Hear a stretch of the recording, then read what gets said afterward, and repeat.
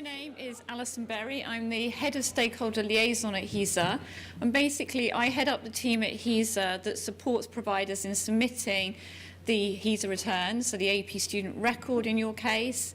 So I've got a team of 12. We provide a help desk facility, email and telephone.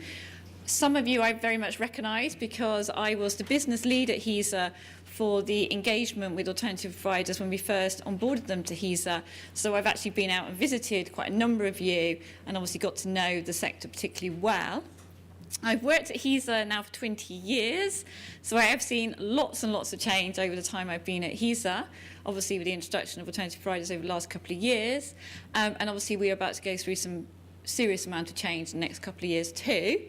My colleague Victoria is here and we're going to split our presentation, and basically she will explain herself when she undertakes her bit of a presentation. Just to give us a sort of scene set, can you put your hands up if you currently report data to HESA? Okay. And those of you who don't currently provide data to HESA? Okay, so I will try and gauge it that I explain a little bit about what HESA is, because obviously the world is changing and it is likely going forward that we have a much larger number of providers that we're submitting data to us, including some of the people in the room. So to give you some context, HESA started in 1994-95. We're based in Cheltenham, about 130 staff, quite a small sort of organisation. And currently, we are set up as a charity with a subscription service. So providers pay a flat rate subscription and then a per student amount of money to submit data to HESA. We very much, as it said, exist to advance education by collecting and processing data. So we basically collect data across the whole of the UK, and the reason that HESA was obviously set up was so that we could collect data consistently from all the variety of providers using the same definitions, so you can do comparisons across the country and across providers. That is currently how we are set up. Through the Higher Education Bill, there is obviously big changes afoot, and it will be a decision towards next year to whether or not HESA becomes the designated data body. If HESA becomes a designated data body next year, then there will be changes in the way that HESA is set up, and the relationship between HESA and the Office for Students may mean an increase in the number of providers having to submit data to us. As it currently stands, our journey with regard to alternative providers started in 2013-14. And that was an interesting first round of data. And that was with some providers who quite insightfully saw the direction of travel with regard to designation and looked at what was going to happen in the sort of world of data, and actually decided to optionally join HESA for the first year. So what it meant, and going forward, is actually we have more and more of their data, and their ability to be more visible to students has increased because they've got more data. So in 13-14 we worked with the first 12 providers, and then the big wave of alternative providers basically joined us in 2014-15. So it is still relatively recent history. And those providers came through because they'd obviously gone through a designation process to allow their students to access student loans. And with that classification became this requirement to submit data to HESA. And for those of you in the room who are not so familiar with HESA data, basically what was required of them, which is different to higher education providers, is that they return 3 records to us. They return an AP student record, which is looking at individualised data for each student who's on a designated course, and going forward it's even broader now. We're now looking at all undergraduate work, and we're going to, from 17-18, look at postgraduates as well. So it's much more the whole portfolio of work you undertake. We also have from the alternative providers destinations data. So for the last return we're currently doing, that's 6 months after graduation, they undertake a survey. And we have Unistats data, so that is about your courses, and that allows you, by returning those 3 records, to be on the Unistats website. So what you can see now is that students who search for particular courses, say musical theatre, can actually now see arts education, for example, coming up in those searches, as well as all the HEIs who also offer those sort of courses. So there was obviously a big advantage to having that data and actually having visibility. So as this process rolled on, more providers joined with regard to designation, and it was also the threshold of number of students that you had to have to report HESA was reduced. And we have some very, very small providers. We have providers with less than 50 students that are undertaking the HESA return. We have up to providers such as Arden and GSM and BPP who are having thousands of students. So the range of alternative providers that we collect is very large. So by 15-16, we were pretty much around the 100 mark. And 16-17, we're still about 100. We gained a couple more. But very interestingly, we gained a provider from Scotland. Now, Scottish providers don't actually have to complete the return. They've opted in. And this is perhaps showing that direction of travel, that sort of strategy that these providers are putting in place to want more visibility in the market. And Victoria will talk about that more, but there are on your desk some case studies, and one of which of those is the reasons behind why that provider decided to invest a lot of time and money in putting data in there, because it could obviously see the benefits from it. Victoria is going to talk about some really exciting developments. Those providers that have submitted data to us for the last couple of years, there is some exciting news for what's going to happen in 2018, and you're actually going to really benefit from this data. I mean, this has been a very tough journey. It's a huge amount of work. It's a huge amount of business process change. But I think providers now who've certainly been with us since 2014-15 are starting to see real benefits from it. They're starting to see the data they've got as something that they can use in their marketing, they can use in their planning, and they can use through things like their audit and governance process. So, we are giving back, and Victoria will explain a bit more about exactly how providers can see that.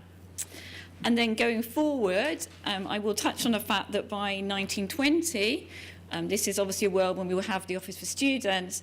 We are implementing our Data Futures programme, which will move pretty much the whole of the sector. That's traditional HEIs and what is currently called the AP sector into one reporting platform and pretty much one record. There will be no distinction, we believe, between the two, but I'll explain that a bit further. So there is still a lot of change going on. For those of you who do submit the student record, there is massive now amount of data that you could use to benefit understanding the students that you have coming through your providers. And some of the things that, I was just drawing out that I thought if you were looking at marketing strategies or planning strategies, we now give, you have all your qualifications on entry data. That's every qualification a student has at level 3, and whether if they don't have level 3, perhaps their access arrangements, you have all that in detail. So as you build up your years of data, you can look at trends as to where you're attracting students, how successful are certain students looking at their qualification types.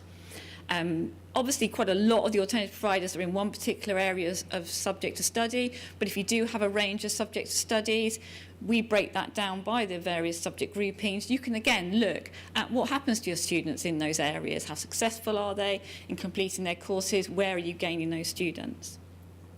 Qualifications, obviously outcomes, huge amount of interest in actually seeing how successful students are, what do they actually gain from their experience with you, and we collect all that information, so obviously you can understand that. Student population, particularly looking at continuation rates, that's something that has quite a lot of interest in the alternative provider sector, to look at actually what is the flow from students to first to second year, third year onwards. And obviously as you build up your HESA data, we can start to show the movement between years and show any sort of mismatch where perhaps student hasn't progressed. Has it because they transferred? Have they taken a year out? And make sure that you have cleared identified routes. So through the student data that you submit, we produce the data for some of the big other data sets. So the National Student Survey population is identified through the HESA record. So obviously to undertake that survey, they need the benchmark data from HESA identifying the relevant students. So that comes through the AP student record that providers send. We obviously create all the Unistats data, and we link the students that we have in the data to the Unisat's website. So that's when you start to get the more visualizations in the website about exactly what qualifications your students come in with. It's also where we start to plug in the destinations data so you can look at employment trends for your students. And this is where you can get the really good news story. You can really promote what happens in your providers to obviously try and then attract students to come to your institution the next years. So going forward as well, we try and give back. Sometimes I think some of my providers must think that all we do is take from you and demand, high quality data and timely data.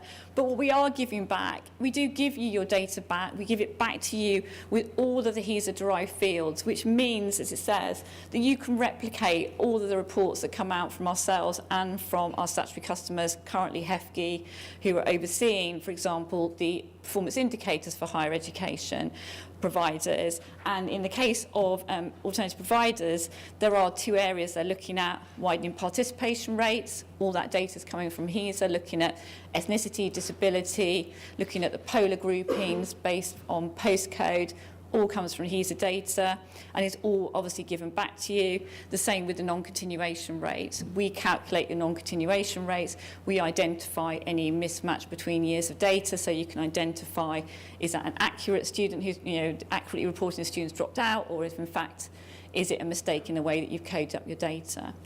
So we provide all that back. And when Victoria talks about the new sort of analytics tool you'll have even more ability to actually analyse your data. In addition to what we give you back, which is your data plus our additionally somewhere in the region 60 derived fields, identifying things like flags of over 21 students, under 21 students. So we try and be relatively transparent and give you everything you need to try and maximise the data that you submitted to us. For those providers that are currently working with HESA and subscribe to HESA, these are me perhaps just flagging some things you need to be aware of. So just in the way that obviously there's the Office of Students and we're looking at data futures, there is a big change in the way that we're going to collect data about graduate destinations. We undertook a review that very much looked at 6 months was too short a window to actually review what a student was doing and whether it related to the actual study they'd undertaken. And so the decision was to move to a much longer survey. So from 17-18, we would be surveying students 15 months later. Now, this has a big knock-on effect to institutions, because what it means is you need to have very good alumni details for your students, really good contact details, because you're not surveying students after 6 months, you're surveying them after 15 months. The other big change is that actually we are going to have a single contractor who will undertake the work for all providers. So unlike at the moment where each individual provider has to collect that data, following a set methodology and a set field structure, this will all be subcontracted out, and that's currently what HESA are undertaking.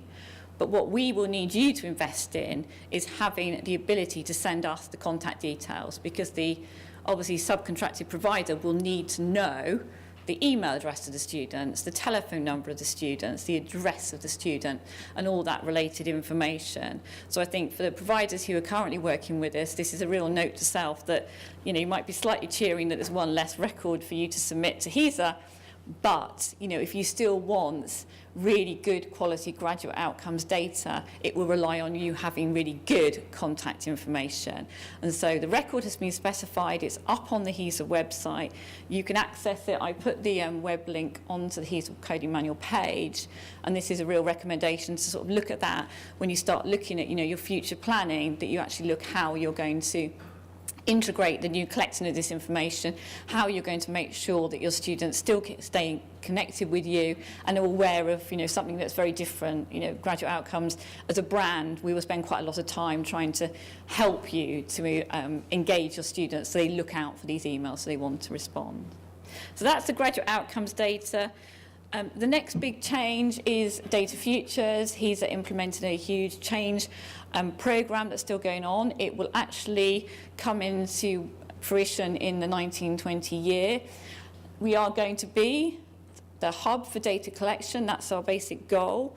We are going to develop a completely new platform, so those that can submit data to HESA will obviously know about our data collection system and how you submit the data currently. That will basically change, and that's what HESA is working with its contractor on now, using very much an agile approach. We have got 2 alternative providers on the Alpha pilot, so that's Nazarene College and Kaplan, and they are basically being consulted through that first process to see, you know, what would work for their sector, one being very small within alternative providers, one being very large, so we're engaging with them. We've also got an AP Senior Liaison contact group made up of 13 providers, again, pretty much a cross-section of the 100 providers we work with.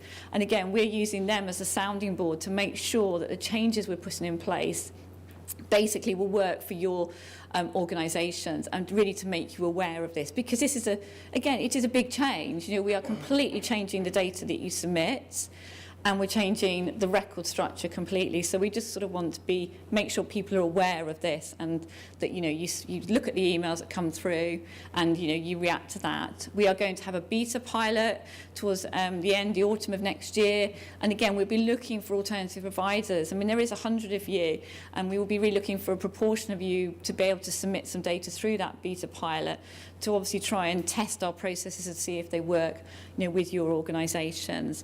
So there's a lot of change. There is a lot of uncertainty about elements of it. Those of you who've probably looked at the record will be aware that there is a big increase in number of fields. I think somebody this morning has spotted that it goes from 60 to 360. That's a big change. But the issue we have is we are not yet clear from the Office of Students exactly how much data you have to submit.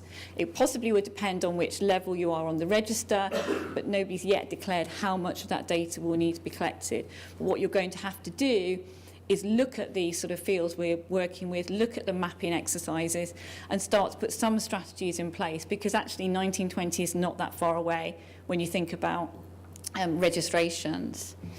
And the really big change that we're going to have with Data Futures is we're going to have in-year reporting. So for those of you who know about HESA, currently we collect our data basically 18 months after the start of the academic year. So it's a completely retrospective return of data. And in a world that, as you can see from, you know, talk of Office of Student, that's very data-driven, 18 months is just too late to wait. So we have devised a model that will collect data within three points in a year. So basically, sort of termly. So before Christmas, you'll have some data you'll return to us. You'll have more data in the spring, and then you'll obviously have the final remaining data towards the end of the academic year. But, you know, it is a big change, and, you know, we're looking at possibility having deltas where you actually send data daily. So, again, I would really strongly encourage you to engage with this programme, look at the opportunities where you can feed into us about what would work for your providers, what wouldn't work for your providers, so that, you know, we can make sure that this new Data Futures platform and the record works for both the traditional HEIs and, you know, your sector. I'm going to hand over to Victoria, and she can explain some more about what's happening at HESA.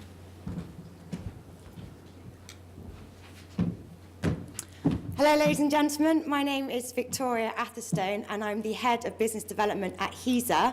Unlike Alison, I've actually only been with the agency for 3 months, and I've not worked in the higher education sector before. However, as a business strategist, I do completely understand the benefits that can be gained for organisational development from data insight. As Alison mentioned, our biggest wave of alternative higher education providers came in 2014-2015, and one of those institutions was Arts Educational Schools London. They're using their HESA data to benchmark success. The HESA data has helped them to establish a robust evidence base to demonstrate that the school already suspected, but it couldn't prove that it was a leader, not just in the independent sector, but across higher UK education. The school's excellent DLHE and NSS results back this up, and it is now considering entering TEF on a voluntary basis to further demonstrate its strengths as a dance and drama school dance and drama centre for excellence. Another institution signing up in 2014-2015 was Pearson College London, and they're using their HESA subscription to enhance student employment and competitive intelligence. Sarah MacDonald, Vice Principal, said, "Using HESA data, we can compare ourselves reliably and consistently with our competitors in the public and private sectors in terms of retention, attainment, and progression to employment or further study. This intelligence is invaluable to our benchmarking activity." Last but certainly not least is Ballet West. Ballet West don't actually have a requirement to subscribe to HESA, however, decided to do this on a voluntary basis because they wanted to develop a competitive advantage. Mike Rowell, academic administrator, has said, "We're looking forward to be able to use the HESA data to show off who we are to prospect students. The HESA data is crucial to the TEF, NSS and DLHE. It seems like a sensible idea to get this right before this becomes mandatory return for us." Alison mentioned that we have launching a brand new product and extending our services. And one of those products is Heidi Plus for alternative higher education providers. This is a brand new inclusive service, and it's HESA's online analytics and data visualization tool. It will be able to give you access to both the student and destination of leaver data sets, covering all publicly funded higher education providers. You'll be able to turn analytics into insight to support your strategic business plans. The opportunity to create powerful data visualizations, be able to filter to review the insights that you need, and as mentioned, this is a free tool available to all HESA subscribing providers. In terms of our launch timeframes, as of December, the digital services team will be loading all of the AP student records into Heidi Plus so that you guys can access it as of the 1st of January 2018. Then, in March, we will begin the data load of the destination of leavers record into Heidi Plus as soon as it's been collected. So in terms of Heidi Plus data visualizations, these key analytics and insights you'll be able to use for your benchmarking purposes, looking at key performance indicators, great for organisational management. Also, you'll be able to use it as a tool for marketing in terms of student recruitment, widening participation rates, non-continuation rates, and just your overall business planning. So in terms of the Heidi Plus data visualizations, as you can see, it's quite easy to be able to understand analytics such as age of student versus mode of study, or maybe gender split, ethnicity and subject code. Fancy bubble charts looking at number of students, FTE, and here's an even better one, a scatter plot. So, in February, JISC will be launching their first ever cohort of Analytics Lab for alternative HE providers. This offers a great opportunity to create a brand new range of dashboards specifically designed to meet your information needs. Then in March, we'll be launching our first ever Heidi Plus Essentials training for alternative higher education providers. A fully interactive day with HESA training experts providing opportunity to explore the system and to look at the variety of visualizations with the AP data. So how do you sign up? To get access to Heidi Plus, there's a number of steps to consider. First of all, as of the 1st of January, please do get the application form and information security questionnaire. You'll then need to identify your lead contacts. Those lead contacts must attend, I'm afraid it's actually mandatory, a data protection webinar. And then last but not least, signatures of your organisational and lead contact agreements. All of this information is available on our website, and if you'd like to come to our stand, we can send you the links if you need them. So I believe we're going to take questions after Graeme's presentation, But like I mentioned, we do have a stand here today, and my colleagues will be doing demonstrations of the Heidi Plush dashboards if you want to take a look, and there's opportunity to sign up to ensure that you get your application forms on the 1st of January. Thank you. Great.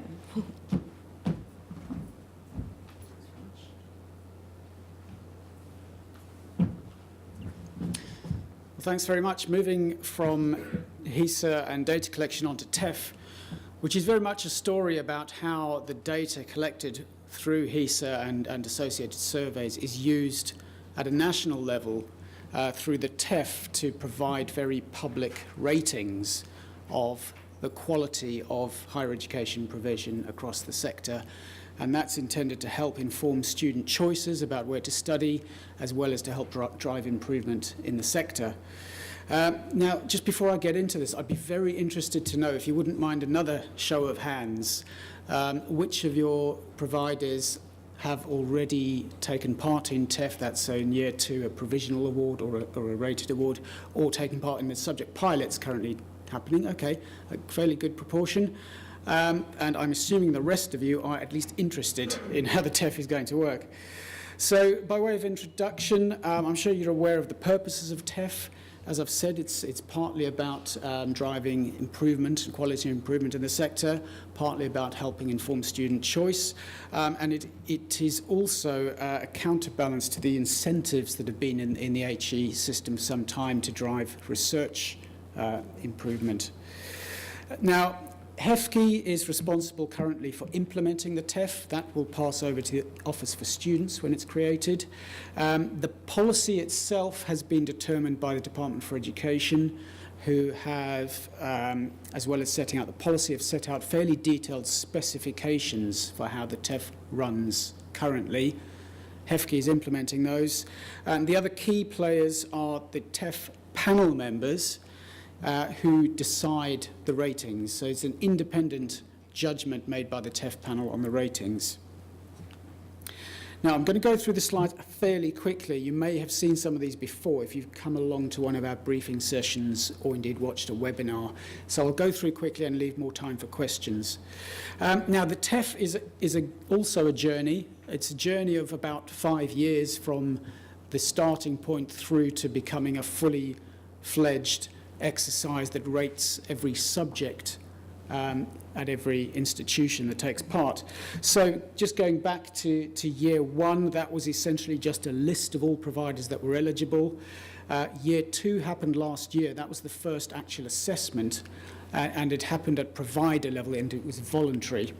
So providers opted in and received a rating or a provisional award, which I'll explain shortly.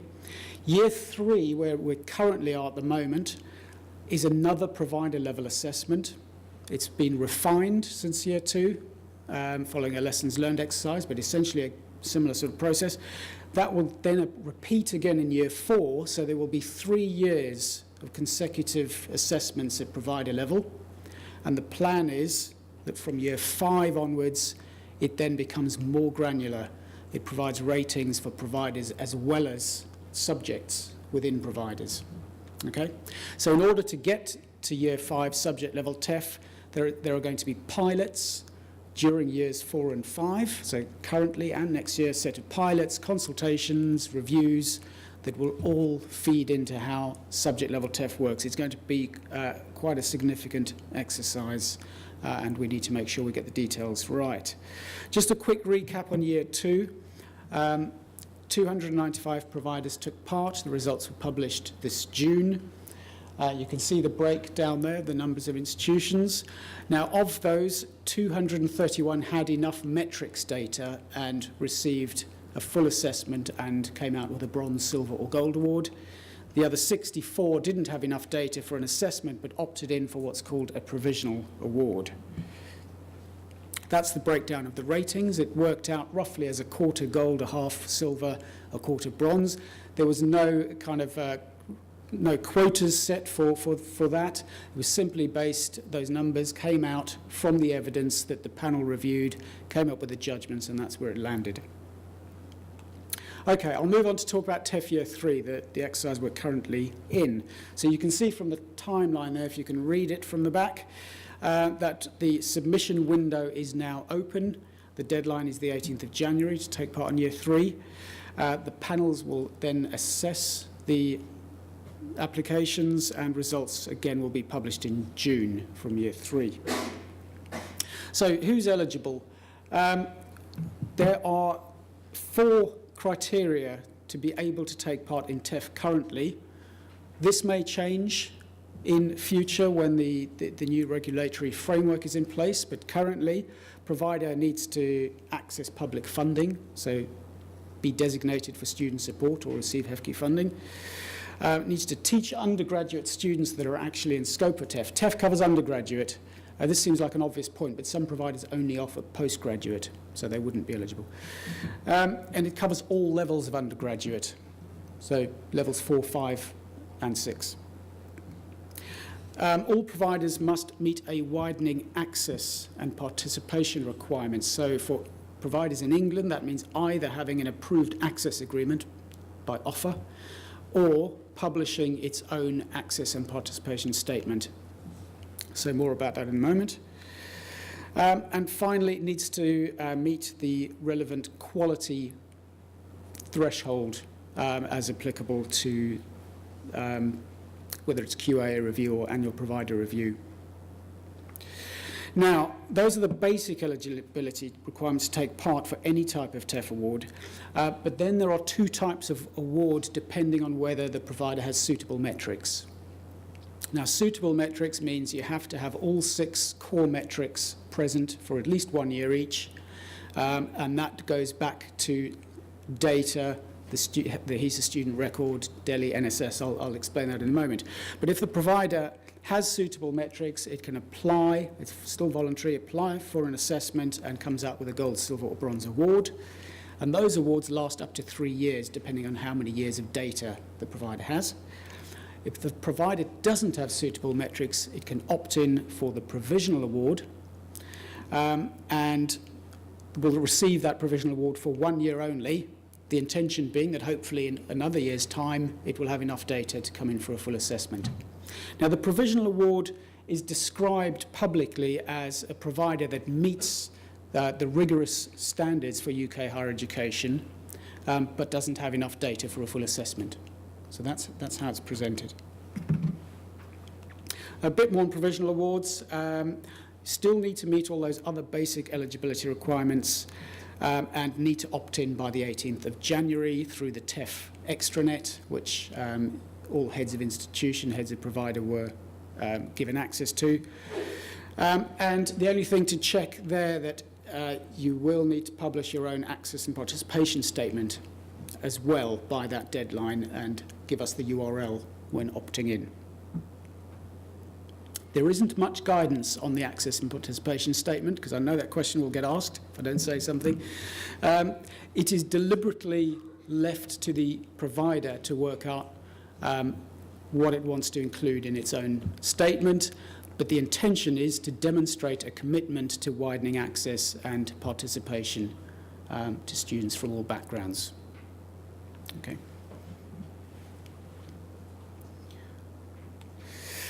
Okay, so the rest of what I have to say really relates to those opting in for an assessment, so those that have suitable metrics. The assessment framework is very similar to last year. There have been a few refinements. There are 3 aspects that are looked at in the TEF: the quality of teaching, the learning environment, and student outcomes.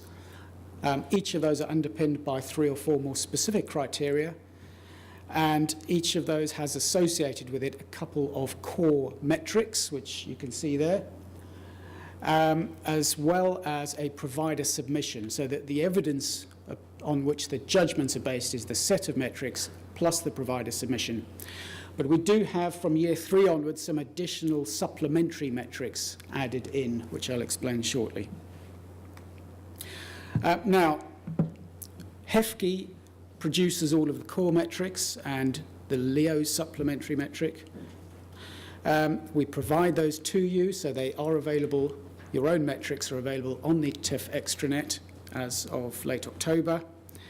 We also provide some standard contextual data and some data maps about employment outcomes. But then it's up to the provider to put in its own submission. That's a sort of up to 15-page document, as well as some additional bits of information if they're applicable to you. I won't explain them all, but just to say that on the TEF extranet, if any of those extra things are applicable to you, you'll see a template and you'll see the upload facility there on the extranet. That means it does apply. If you don't see it, it doesn't apply to your institution. Okay, so these are the metrics, 6 core metrics. And the core metrics are, you need to have at least 1 year of each of those in order to apply for an TEF assessment. You don't need to have the supplementary metrics to apply. Now, the core metrics draw on 3 sources of data, essentially. The NSS, the National Student Survey, we take 3 sets of questions from the NSS, and that makes up 3 of the core metrics. We then use HESA and, for FE colleges, ILR data, student returns, to determine continuation rates. And continuation requires at least 2 years' worth of student records, because the way we look at it is we look at students from the year they entered.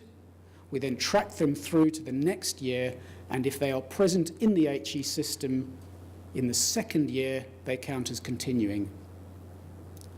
I'll clarify that. If they're present in the system or have qualified by the second year, they count as continuing. So we do need the 2 years. Now, this means to come into TEF Year 3, that means you will have had to have been returning student records from 14, 15 onwards. That's for full-time students. For part-time students, we actually look at where they are 2 years after they entered. So you actually need 3 years' worth of student records to get a part-time continuation metric. Okay, then the other source of data is the DLHE, the Destination of Leavers Survey. In time, in future, that will become the Graduate Outcomes Survey. Now, the supplementary metrics are being introduced for the first time this year. They are experimental. They don't have complete coverage. They will be looked at by the panel only where they're available alongside the submission and at the kind of second stage of the assessment process. So there are 2 based on the longitudinal educational outcomes data. This is linking student data with tax and benefits records, and it looks at graduate employment and earnings 3 years after they graduated. So this is going back to, I'm trying to remember now, it's the tax year 14-15, which means it's students who graduated in, doing the mental maths, 11-12, I think.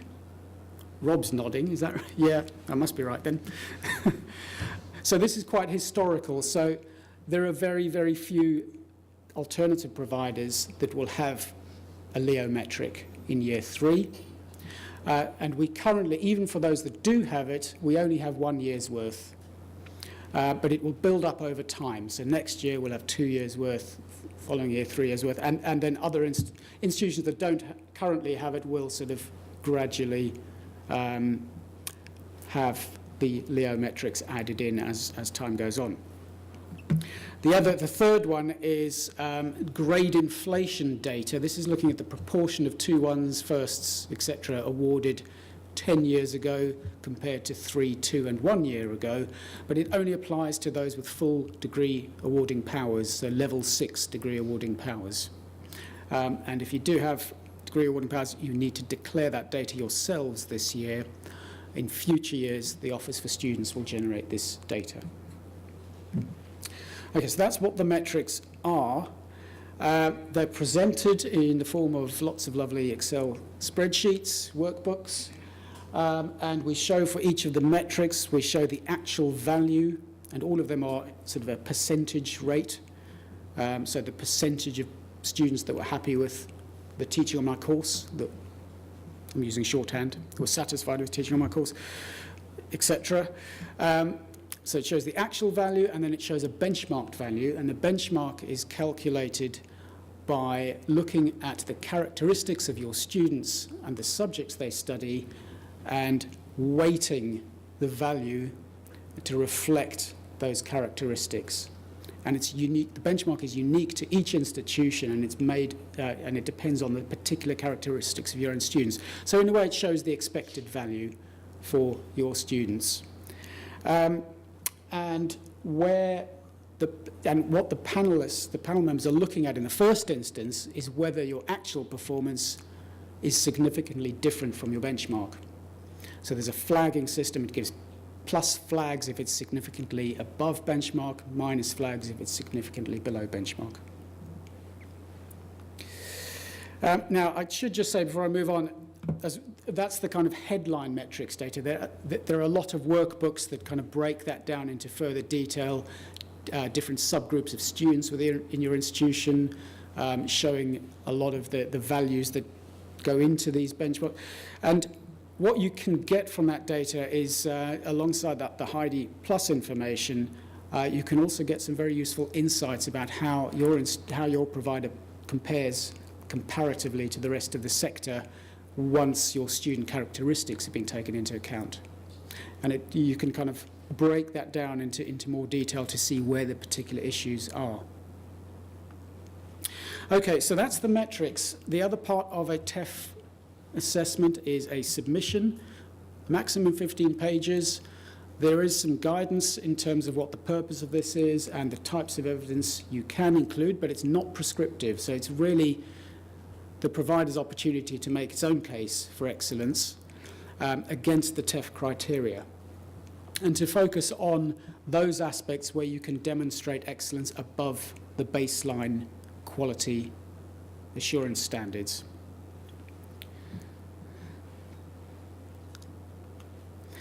There is one of the refinements brought in for Year 3 is that for providers that have a lot of part-time provision, there are two things, really. One is that there's recognition that continuation and employment metrics don't necessarily give such a useful picture of part-time provision. The vast majority of part-time students are already in employment before they started. So there is the opportunity to provide some additional data to provide more insight to the employment outcomes and also continuation rates for part-time students. That's if you have at least 35% of your students studying part-time, you can provide this extra data. And also the panelists will look very closely at both the full-time and the part-time cohort if you have a sort of mixed mode of delivery. So this is a summary of how the judgments will be made. The whole exercise is underpinned by metrics. So it starts with looking at the metrics, and in particular looking at those positive and negative flags against the core metrics. That generates an initial hypothesis of gold, silver, or bronze, or maybe a borderline between those. But it also involves reviewing all of the metrics data and coming to a judgment.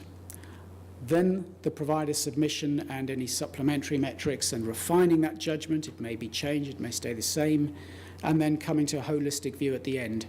And the holistic view is important because the panelists are looking across those three aspects: teaching quality, learning environment, student outcomes, looking at the totality of the evidence available to them and seeing which of the three ratings, gold, silver, or bronze, is a best fit to the total evidence.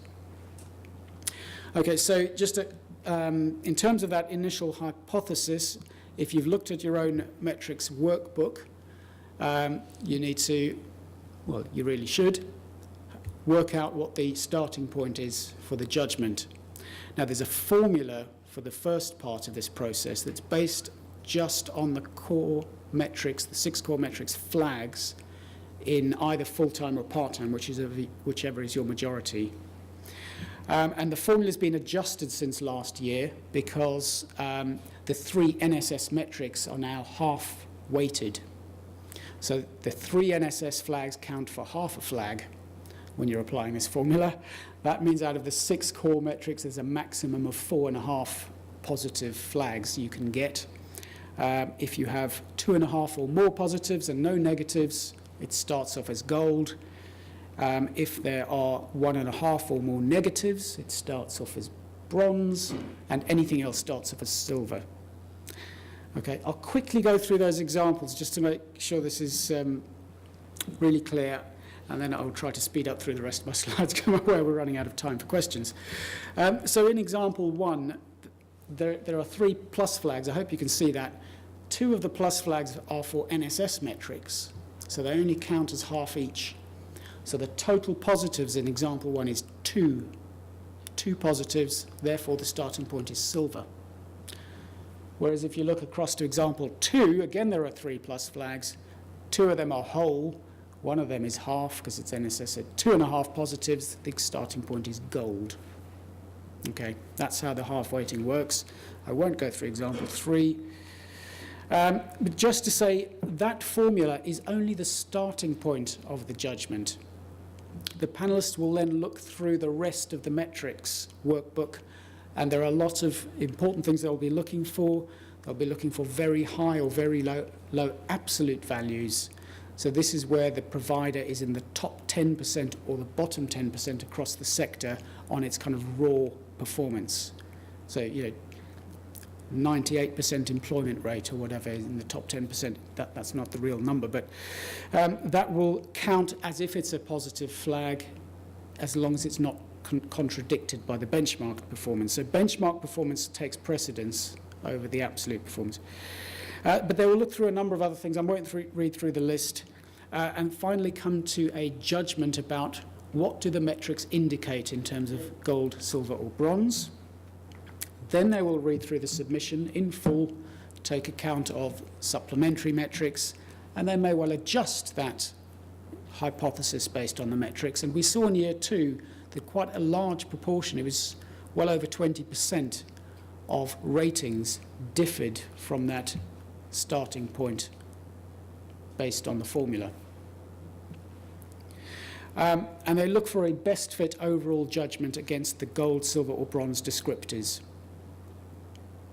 Okay, now in terms of the outcomes, these are presented primarily for prospective students and their advisors.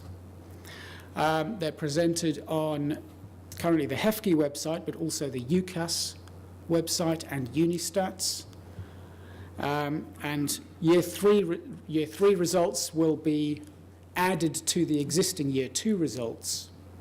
So there will just be a single list that gets updated each year. And we won't go into too much detail about explaining the difference between a year 2 award and a year 3 award. The point is that whatever is the current TEF award will be shown to prospective students. The metrics and the submissions will also be published on the HEFCE, actually be the OFS website by then, for all providers that took part. Okay, I think that's most of what I had to say. If you're interested in further detail, there's a lot of resources on the HEFCE website under that URL, if you follow the links through to TEF. Guidance documents, there are also slide packs. So this is a cut-down version of one of those slide packs. Webinars, if you're interested. We will be publishing the names of panel members and assessors for year 3. And we did recently run a recruitment round for more panel members and assessors, both for year 3 and the subject pilots, which I'll talk about shortly. And we got a very good response to that. And we will be making appointments shortly. The extranet is where you need to go to get your metrics and actually make the application. Now, just before I finish, I want to say a little bit about the future. So I've talked about year 3, the current process, but in terms of moving towards that year 5 subject level TEF, there are a number of developments. The pilots, 2 years of piloting will take place. We have recruited 50 providers to pilot subject level TEF this year. And amongst those 50 are about, I think, 6 alternative providers. So we had a really good range of volunteers wanting to take part. And in the pilot, we're piloting 2 different models, but both models essentially producing the same outcome. They're producing ratings for the provider as well as for each subject based on a classification of 35 subjects.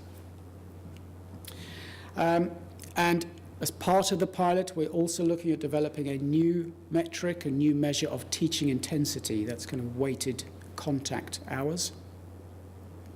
That particular development will probably take longer than, certainly longer than 1 year, maybe longer than 2 years. Now, alongside the pilots, the Department for Education is due to consult in January next year to provide all stakeholders, all providers and others with the opportunity to input in addition to those 50 pilot institutions.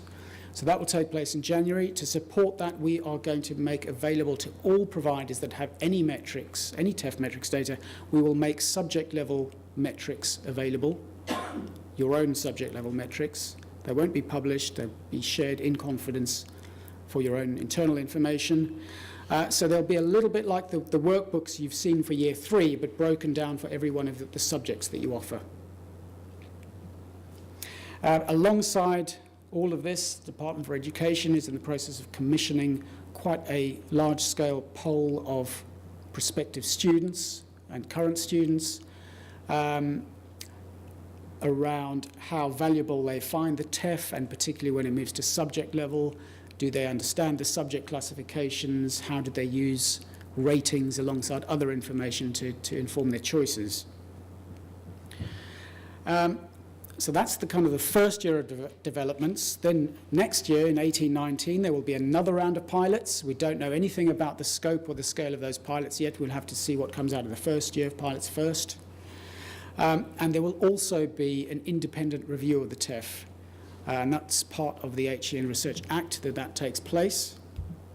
And all of that will feed into decisions about the next major phase of the TEF, moving to subject level from Year 5 onwards. I should add to this that if you've seen the regulatory framework consultation, there is a proposal in there that the TEF becomes a condition of registration, so effectively becomes compulsory for providers with more than, is it 500 students. And I think the idea would be it would be voluntary for providers with fewer than 500 students. And that condition would kick in from the time, from Year 5, essentially, 1920. Okay. Well, thank you very much. I hope we have a little bit of time left for questions. Yep. Should we gather at the top end?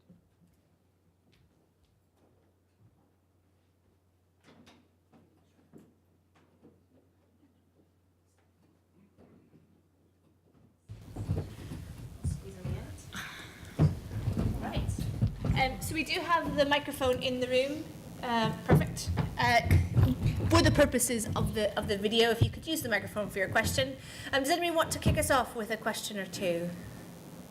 Oh, we've got one there. Perfect. Then we'll go over to Nick. Thank you very much. My question is about TEF for the future. What do you think TEF may mean for, or do in the future for providers who do not receive public funding? Okay. Did you want to tackle that one, Roy? Well, so I think I have to answer this in terms of the new regulatory framework and the new register. For providers that receive any form of public funding, so that includes student loans, the proposal is that the TEF would become compulsory if you have more than 500 students.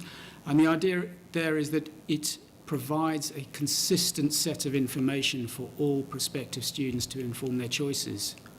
What about for those who do not have access or have no interest in obtaining any form of public funding? Regardless of funding. So if you're approved or approved fee cap. So the proposal in the consultation at the moment, and I think that's where we're at, is it is a proposal, it's fairly new. So for those of you who haven't seen the consultation, I do highly recommend that you take a look, is that TEF would be mandatory for either the approved or the approved fee cap category if you have more than 500 students. So in terms of that kind of basic entry into the system, which you need for your Tier 4 licence if you're a higher education provider, And you also need, if you want to have any sort of public funding, as Graeme said, student loans counts within that, then you need to have TEF or have entered TEF at one of the levels, provisional included, in order, if you've got more than 500 students, in order to get onto the register. Now that is a proposal, and if you don't feel that it's something that you want, that's something that you can respond to the proposal for. But it is the data that you've already submitted for entering the Office for Students. You've entered the Office for Students, and to keep on the register, either use the same data for TEF as they would for the other parts of the register. So you're not submitting any additional information, but you can obviously, the 15-page provider statement is additional to that. The other aspect of it is it does make clear in the consultation, the intention for TEF is that it be the enhancement piece that we're losing in the move to the new system. So you remember how QAA used to do these themes when they would come to do the reviews. I think most of the people in the room have a QAA. So QAA had these themes, and the idea is how are you getting better at this or that? What TEF will do, or is intended to do, is to encourage providers to get better. When they surveyed providers as part of the lessons learned, they found that the majority of universities were doing things better for students in an effort to get a higher TEF grade. So they thought, well, we'll put this in so that we can encourage enhancement. I mean, there's other benefits that Graeme could probably talk about above consultation, the stuff that's in the consultation, that's probably worth mentioning. Yeah, yes, I mean, it gives you a presence. So in all of the sources I've talked about, UCAS and Unistats and so on, having a TEF rating when applicants are looking at where to study. When it moves to subject level, if they want to study computer science or something like that, if they look it up, they'll see all providers that have a rating for computer science, and that helps guide their choices. Great. Okay, we'll go over to Nick in the corner, and anyone else wants to just pop your hand up. And okay, I've noted 1, 2. So over here, actually, if we can go this way. Nick is next. There we go, next to the camera. Nick Hillman, London School of Business and Management. Alison, I welcome the move to a centralised DLHE collector. I think we pay quite a lot to have our DLHE data collected by some third-party organisation. Yeah. That's very generous of HESA. Or will we see a slight increase in fees to offset that is the quick question. Well, they're both very quick questions. And the second one is, you said 17-18, the introduction of the 18 post-graduation collection of data period. Does that mean graduates from 17-18, i.e. June 18, which means collection on the cusp of 1920? Okay, to clarify. Yes. So it's going to be kind of Christmas 19 moving into January 20 will be the first time that you take that financial burden away from us. Yeah, I'm not sure I'm saying that to that. We have written to all heads of providers about the possible consequences of moving to graduate outcomes, because you're completely correct, which is that currently you cost that, but obviously we would have to pay a contractor similar to the NSS. So we have already flagged that up with you. It is likely that that cost will increase with the subscriptions from 18-19, remembering that if HESA becomes the data, designated data body, subscription models will have to change anyway, because they will be a very different setup. HESA will have to move to a completely different subscription model due to being more part of the statutory sort of framework than we currently are now. So aware of that, you're absolutely right with regard to, we're looking at the 17-18 cohort of graduates that basically you will survey in 15-16. So yeah, in 1920, so you're right, 15 months later, it's exactly that one that we're aware of. 2 more years. No. So the DLHE you're doing now is it. So the DLHE that comes from 16, 17. But it's going to be delayed, so it's going to be longer than 2 years. Yeah. What happens, but we've got 1 more year. Yeah, so the returns you send this year for DLHE will be it. And there's obviously, I assume, issues going forward with regard to TEF, because there will be a gap of 15 months until we get the next set of results. Perfect. Okay. We'll come. Yeah, perfect. Microphone's already there. Hi, I'm Linda Campbell from Spurgeon's College. Slightly, I think it will affect us. How will GDPR, the new data protection, affect how institutions and how we present all the data you require from us? Will this, I'm assuming, have an impact? Yes, I mean, we're looking into that, and Rob, who's here, who's the Director of Data Futures, we're particularly looking at in the change to the record in 1920, We believe the big change will be the fact students can access the information, which we don't currently have such a procedure to do that, but there's also a requirement to update information very quickly, and we will have to look at a mechanism. So if a student changes one of those personal characteristics, you need to then send us that information. So we're looking at how we would do that and not the sort of delay we have now. So we are very much aware of it. We're working with the statutory customers at the moment exactly how we implement GDPR, but we would certainly provide you as much information as we have over the next year or so. I'm quite interested actually if we can just do a quick TEF version of that, because obviously there's the information you submit, but then there's the information that TEF will publish. Has GDPR and TEF come together yet? Are we confident that what we're then publishing on students will meet the requirements of GDPR? Well, the TEF data that's published is all aggregated and completely anonymised, but we will be making sure that it does. I mean, there will be similar issues for Unistats and other sources of public information. We need to make sure that the thresholds and the suppressions and so on are all effective. Oh, effective. Okay, perfect. We come up to the front here. Is anybody else want to ask a question? We need to wrap up, so this is your last opportunity. All right. A question for Alison and Victoria. I think providers, I hope, will really welcome the ability to access much more advanced analytic data through HEIDI+. I'm interested in what steps HESA are going to take to make more information about APs available publicly. So, for example, will you be doing things like updating your iPhone app to include AP student data in the future? Yeah, I mean, that is something we're definitely looking at this moment in time, because whether we would need to sort of consult with the sector to see, you know, what they would like to be included in. And, you know, there's even league tables to look at. So I don't know, do you know what I mean? But our first step is to provide the data insights, and then we'll be looking at further developments and how we support that going forward as of January. But we welcome any sort of feedback in terms of how you'd like us to help you guys, or where you think that there's any sort of particular services missing. Just come and have a chat with us. And we're working, because the one set of data that is completely comparable is DLHE, actually. So we're looking at the last year of DLHE, because although the student data is slightly different between the two sectors currently, DLHE is identical. So we're looking at whether actually we will publish the DLHE data for across the whole two sectors together, which might give some interesting sort of comparison data. So that's what we're looking at for this year.